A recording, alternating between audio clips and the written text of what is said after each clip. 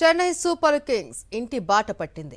IPL 2026 సీజన్ను ఘోర ఓటమితో ముగించింది.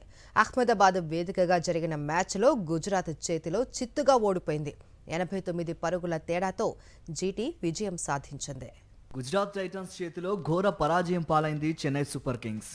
అహ్మదాబాద్ వేదికగా జరిగిన మ్యాచ్లో 89 పరుగుల తేడాతో ఓడిపోయింది. దీంతో అధికారికంగా సిఎస్కే ప్లే ఆఫ్స్ రేస్ నుంచి ఎలిమినేట్ అయింది. ఈ మ్యాచ్లో గెలిచి ఉంటే చెన్నై ప్లే ఆఫ్స్ రేస్లో నిలిచేది. కానీ ఓడిపోవడంతో ఈ సీజన్లో సిఎస్కే కథ ముగిసింది. అహ్మదాబాద్ వేదికగా జరిగిన పోరులో తొలుత బ్యాటింగ్ చేసిన గుజరాత్ టైటాన్స్ నిర్ణీత 20 ఓవర్లలో 4 వికెట్ల నష్టానికి 229 పరుగులు చేసింది. శుభ్మన్ గిల్ 64, సాయి సుదర్శన్ 84, జోస్ బట్లర్ 57 పరుగులతో రాణించారు. సిఎస్కే బౌలర్లలో స్పెన్సర్ జాన్సన్, అన్షుల్ కాంబోజ్, ముఖేష్ చౌదరి తలా వికెట్ తీశారు.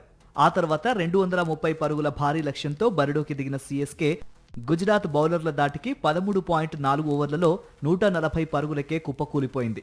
గుజరాత్ బౌలర్లలో మహమ్మద్ సిరాజ్, కసిగో రబాడా, రషీద్ ఖాన్ తలా 3 వికెట్లు పడగొట్టి చెన్నై పతనాన్ని శాసించారు. సిఎస్కే బ్యాటర్లలో శివం దూబే 47 పరుగులతో రాణించగా మిగతా ప్లేయర్లంతా దారుణంగా విఫలమయ్యారు.